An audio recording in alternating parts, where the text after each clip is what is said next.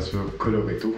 Alors, personnellement, je trouve que Coloretto est un excellent jeu, un excellent filler autant pour les gamers que pour la famille. C'est un jeu qui vient souvent entre les jeux ou avant ou après. J'ai aussi testé ce jeu en famille et ça marche très bien, c'est rapide, tout le monde comprend bien rapidement, il n'y a pas trop d'exceptions, c'est très simple. Souvent, ces temps-ci, c'est beaucoup des gros jeux qu'on ramène en jeu de dés. Coloretto, ça a été un peu le principe inverse, c'est-à-dire Coloretto étant le premier jeu et le créateur, donc Michael Schaff,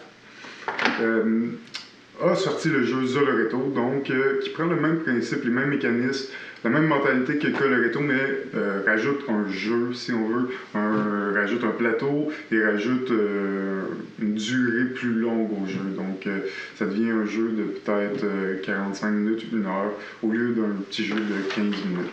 Alors si les mécanismes vous intéressent de Coloretto, ça vous tente d'avoir quelque chose un petit peu plus long, un petit peu plus profond en stratégie, quoique entre Coloretto et Zoloretto, la différence n'est pas très grande. C'est plutôt une question de...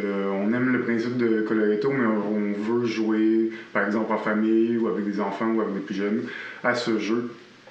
Donc on va vouloir une durée, une immersivité qui est plus intéressante aussi dans Zoloretto, comme on construit un zoo. Donc voilà, Coloretto, pour moi, est un classique.